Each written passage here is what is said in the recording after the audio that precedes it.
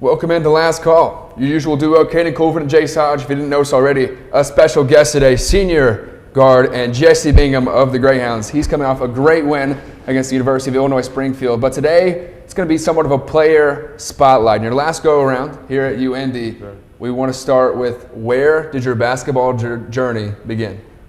I'd say my basketball journey began when I was like 3 years old. I probably was like my dad. I picked up the game from him, and he kind of just installed that in me at an early age. That's when I feel like that's when I can like first remember start playing like in like little leagues and stuff like that. So it's what's that like been like a 19-year journey? So, almost. Yeah, I would say it seemed like forever though, for sure. And then you played over at Warren Central right here in Indianapolis.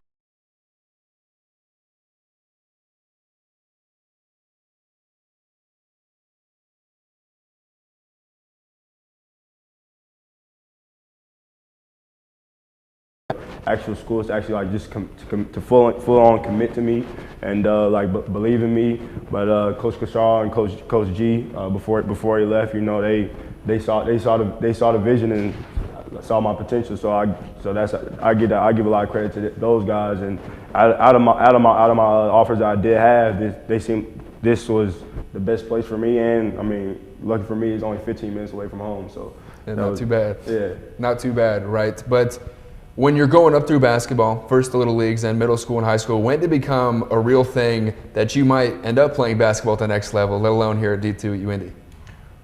I think like I feel like just working out with my dad, just that transition from middle school to high school, and just that first year of high school, just the fact that just my work ethic I just kept going. I just always wanted to just get better, and I just know that he used to tell me every single day just that like if you can go as far, you're gonna go as far as you can take it. So it's pretty much all on you. And he kind of just instilled that faith, like you really like if you really got a chance to do something with this basketball thing, like it's like I said, it's all on you, but you can take it for as far as the game will take you. And then like that just that always just plays in the back of my mind, and just I'm still just trying to keep that alive right now. Yeah. And then you mentioned obviously head coach Paul Corsaro, and he recruited you back in high school. What is your relationship with him like? We got a pretty solid relationship. Just being here, one of his first batch of guys after like the pandemic and COVID and all the adjustments that had to be made with that. Me and a few other guys were his main core that he recruited and brought, and that's kind of been with him since then. So it's a lot of trust there. He's instilled his faith in me to go do what I do on the court every day, and I trust him to make the right calls, and he knows what he's talking about for sure. And I think all of us have seen Coach Corsaro on the court, right? He's a pretty intense guy. Yeah. He's pretty loud. But what is Coach Corsaro like off the court? What might the cameras not see about your head coach?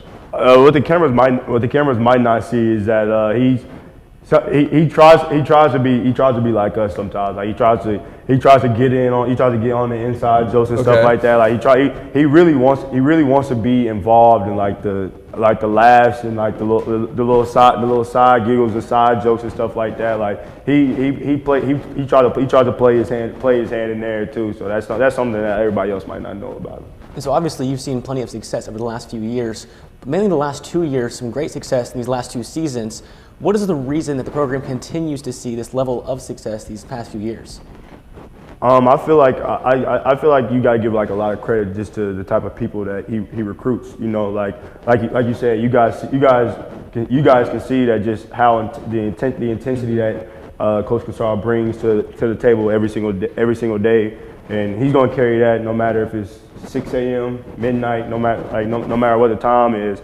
And the group of guys that he brings in, I feel like you have to come in with the right mindset and be ready to accept nothing less but your absolute best at every single thing we do, whether that's in the classroom, on the court for practice, or or a game or anything that you're doing when you repping this flying eye, like every single recruit has to know like the significance and importance of that and carry yourself the right way. And I feel like we wouldn't have got the success that we've seen these past 2 years without the right type of people. So. I mean, the way you talk about the program, there's definitely a healthy amount of respect, not only for your coaches, the teammates, but all the work that's put in. So you mentioned that flying guy. What's that mean to you? What's it mean to be a Greyhound?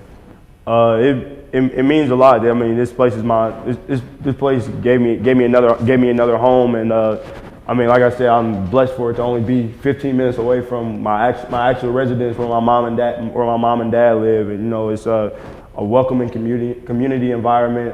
I feel like most of the people that I've encountered have welcomed and accepted me with open arms, and just a lot of people that some people that I may not even know and be aware of are rooting for me, and just to see that on a daily basis, just for others wanting to see me be successful as a player and as a person, as a student, like that's just something that I just want to stick around. I don't ever want that feeling to go away.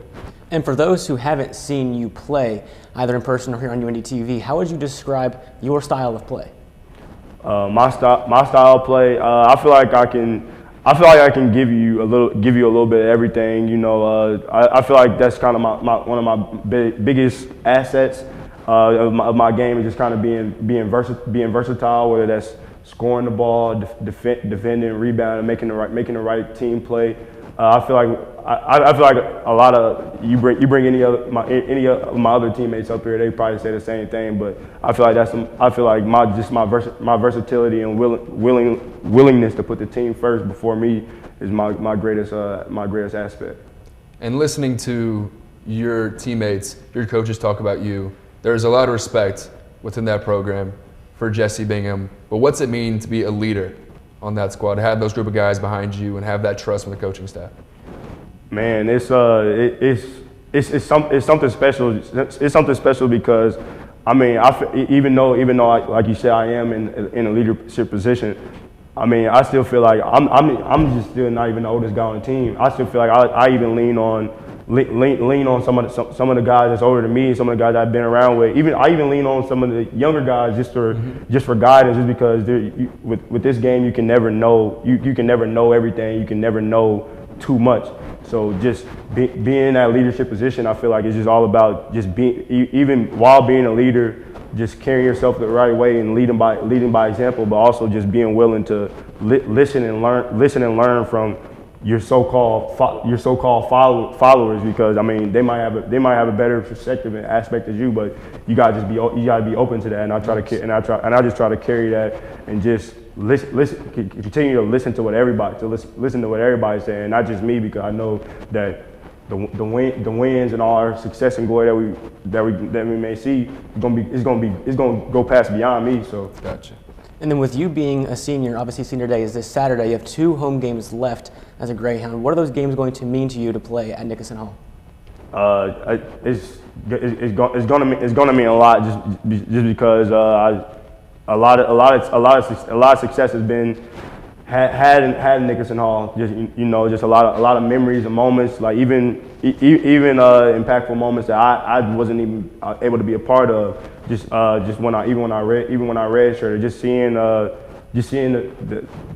seeing Nickerson rocking like that, and just it means a lot. And I mean everybody, all the seniors, we plan on going out the right way for sure. It's been a lot of fun this season, but a couple quick fire, just kind of fun questions for you. I want to know who has the most fun on the Greyhounds. Which of your teammates or yourself has the most fun? Who has the most fun? That's a good question. I think Kendrick has the most fun on a daily basis, just because he knows that just with just his physique and power that he's going to be able to control the game in so many ways and aspects that, like, even when times are hard and tough, like I can always see a smile on that guy's face. And I say Jarvis as well too. And as we wrap things up, it's been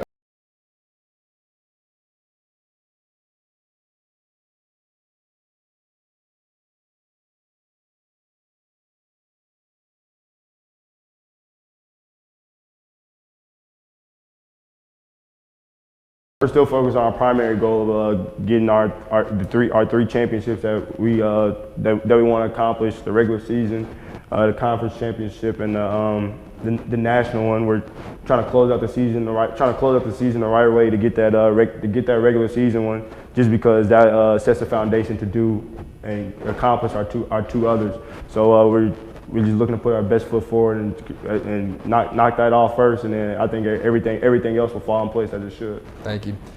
Jesse Bingham, everybody, a senior here at UINDY. 2 more home games catch him in Dickinson Hall on Thursday against William Jewell and on Senior Day Saturday at Rockhurst. When we come back, we're going to break down All-Star Weekend, the NBA, and make some picks for some highlighted games this week. That's next on Last Call. Emma Donnan, elementary and middle school. Discover the Donnan difference. A school where you can celebrate others. Come together as a community. Be a part of a learning environment where students and teachers are appreciated. Emma Donnan, a culture that can't be beat, that's going onward together. A school filled with love. Emma Donnan. I love my school.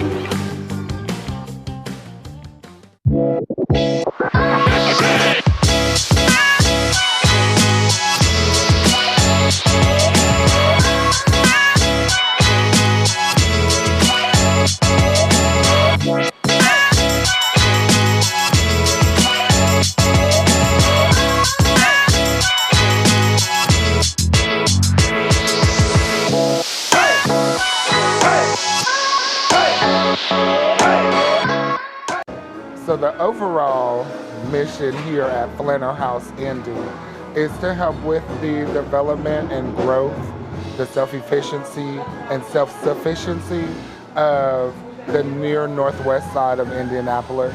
When the Double Eights closed in the area, that left the near northwest side a food desert. So Brandon Cosby, the executive director of Flannel House, started with the Flannel House Farms, where they grow fresh produce organically for the neighborhood around. And then later on down the line, Cleo's came about. So we're here to help with the sustainability of getting fresh food at cheap prices to the locals around. Black owned, black ran.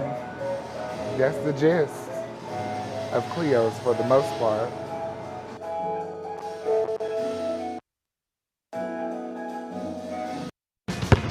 How about those Nuggets this year, Jace? It sounds like a chip to me.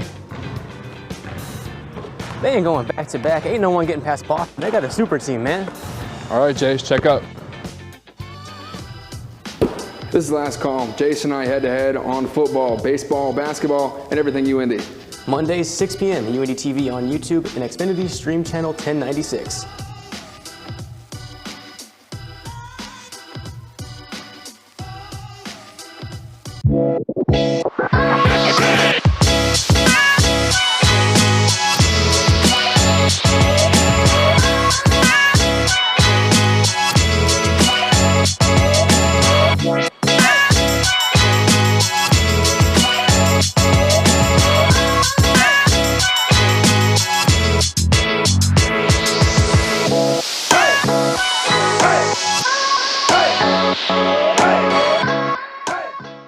Last Call. Once again, big thanks to Jesse Bingham for coming on. A great talk with him, and we're looking forward to the rest of the season. It should be a great one. So Caden Colford, Jace Hodge, another guest today, and Charles Foster. He's going to be our NBA expert as we break down NBA All-Star Weekend. But we can't go without saying, how about Purdue losing to Ohio State? And of course, IU as well on the falling end of Northwestern. So those 2 games to check out. We'll recap possibly later on in Last Call. But as for now, NBA All-Star Weekend, I'll turn to you first, Chuck. First impressions. I mean, it was a fun weekend for the players. Me and Jace were able to go down for the celebrity game, and the atmosphere was just amazing. I mean, Indianapolis really knew how to host the party. And, I mean, it looked like the players had fun. The events were entertaining at some points, and I enjoyed it. You break down those events. You had the 3-point contest, the skills contest, Sabrina versus Steph, which I got to say was very fun. Jace, let's break down the Pacers' success and the skills contest Tyrese Halliburton had a decent show under the three-point contest. And then we also want to talk Sabrina for Steph as well. That skills challenge, it changes every year, I feel like. They won that first one, which was like the team contest. I mean, that was Miles Turner hit a corner three first try. That surprised me. I think it surprised everybody. But then Anthony Edwards, who's part of the team first overall picks, shot only left-handed. It completely messed up any chance of them winning that one. But the Pacers, they took it in a half-court contest on a tiebreaker. Halliburton hit that game, hit the winner, so-called, from half-court to get the team Pacers the win in the skills challenge. It was fun. Also, Sabrina versus Steph. I think Sabrina Ionescu, she made a statement out there. Oh, she did. Scoring 26 in the round, which would have tied, was it Dame's 26 or anybody's 26 in the round, tied the men's champion. And she definitely made the statement and brought women's basketball back into that light. Once again, we're happy to see that. And the dunk contest, obviously, Mac McClung, the NBA's personal circus animal almost, bringing him out every All-Star break to see this guy throw some stuff down. He jumped over Shaq. That was a lot of fun. But why don't we hop into this second half of the regular season? Obviously, the All-Star break acts as the median, gives them a weekend to kind of relax. Obviously, the All-Stars don't necessarily get to relax. They get to come to Indy, have some fun at the All-Star challenges. But as we pull up the standings, first for the Western Conference, I want your take, Chuck. I mean, if we're going to talk about the Western Conference, I think that we need to talk about the fact that coming from last year, it looks nothing like it did from last year. I mean, we have the Timberwolves at the top, the Thunder, the Clippers, three teams that weren't there last year, and it just kind of shows the star power in the West, how it just gets better every year. The Timberwolves are finally becoming their own team now with their players finally actually discovering their identity, and the Thunder are the team that obviously have had a endless supply of first-round picks, and those players are finally actually coming to light, and they're looking like one of the best teams in the West. So, Jace, with these teams that aren't exactly household names in the top three in the standings, with the Timberwolves, Thunder, and the Clippers, do you think they're legitimate?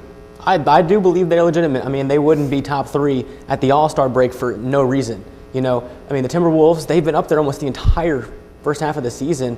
They've got it figured out. They've got Cat, Anthony Edwards, some great role players in there. They have a solid squad. The Thunder, obviously SGA, one of the premier guards in all of the league. And the Clippers, well, they have the talent. They have the James Harden, the Russell Westbrook, the Paul George, the Kawhi Leonard. You keep naming them off. They have a legitimate squad. And I think of the top three, the Clippers might be the best out of those just because of the talent they possess on that squad. You mentioned Cat in the All-Star game, which we just covered. He had 50 points as the West lost to the East. And if you look at those rosters, there was no reason the West should have lost at all. But that's the All-Star game for you. That's why we're hopping in to the second half of the season early. So we break down the Timberwolves, the Thunder, the Clippers. Is there a dark horse anywhere in the West that you're looking for, Chuck? I'm definitely looking at this kind of new look Mavericks team. I like the moves that they made at the trade deadline. I like the PJ Washington pickup. I think that they've put themselves in a position to where it's not just Luka, Kyrie's show anymore. There's actually some talent in the front court. I think that they could surprise, especially one of these younger first or second seed teams.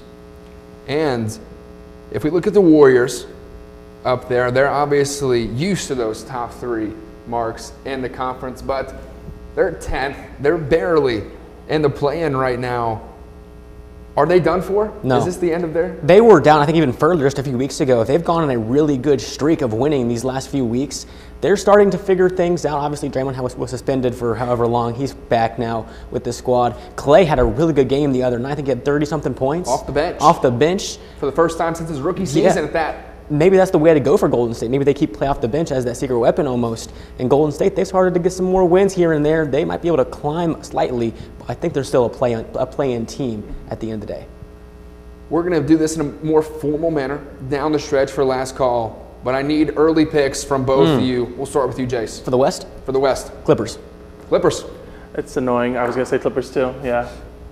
We like the Clippers because I feel like at their best, the Clippers are the best, They right? are. If you have four All-Stars playing at their peak, and Russ, PG, Harden, and Kawhi, I mean, those are guys that are once four of the top 10 players of the league. In 2015, this team would have been the Warriors back then, back in 2016. The 2016 Warriors. I mean, some of the best stars, and they have a big man with Zubac that complements them perfectly. Yeah, this is one of the best put together teams I've seen in a very long time. But I mean, you can't forget about Denver, the defending NBA champions. They're still fourth, and they're only a game and a half behind the Clippers for that third spot. I mean, the top four is really tight. I mean, you see that. I mean, it's just like a 2-game difference between first and fourth. That's going to be great to see who can come out with that home court advantage at the end of the season.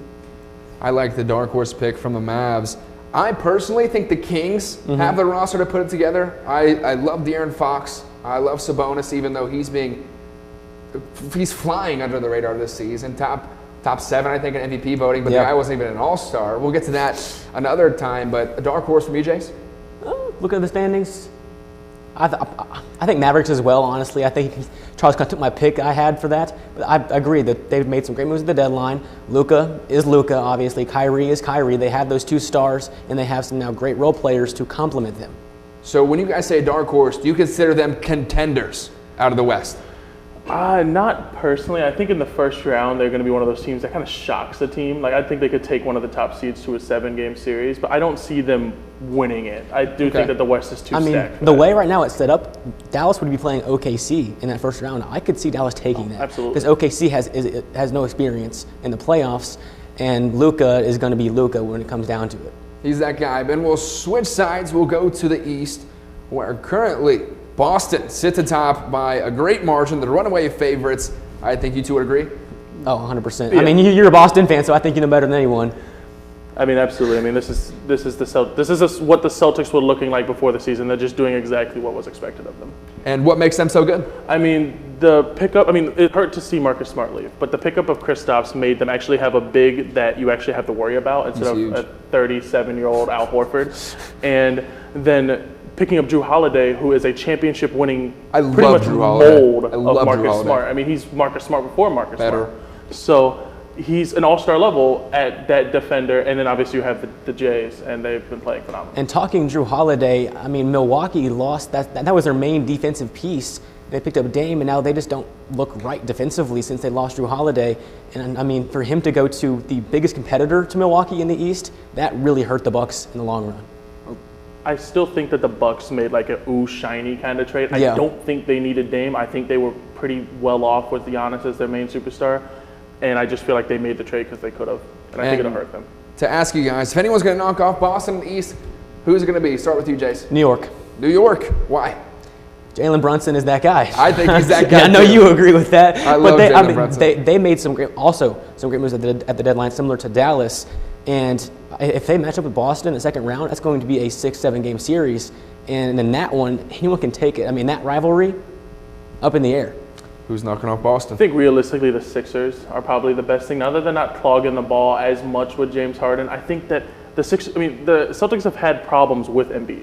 And so to kind of mean, can Drew Holiday play that switch on Joel? Because the Sixers like to switch off of the big to have Joel. But do you see Philly making it that far? Obviously, Embiid's out for a while. They have Maxey as their main scorer now, and they're going to start dropping on this. I mean, they're around 5th right now, and they might keep falling. So the odds are they won't see them until maybe the ECF if possible. I mean, the Sixers are making the playoffs, and there's a very high chance that they drop down to a place to where they do play the Celtics in the second round even. So, I mean, it's possible for them if they do make it that far. As a Celtics fan, I will definitely be shivering in my boots a little bit. I know who you're scared of. That's the Miami Heat. They're still down there at 7th. They might get that 8 seed. I mean, last year, watch out. Miami Heat as an 8 seed. You know what they can do. Yeah. All right, we appreciate you, Chuck, for coming on. When we come back, we have 4 games highlighted next week. We'll get to those next. Last call. Jace, it sounds like a chip to me. They ain't going back to back. Ain't no one getting past Boston. They got a super team, man. All right, Jace, check up. This is Last Call. Jace and I head-to-head on football, baseball, basketball, and everything UINDY. Mondays, 6 p.m. UINDY TV on YouTube and Xfinity Stream Channel 1096.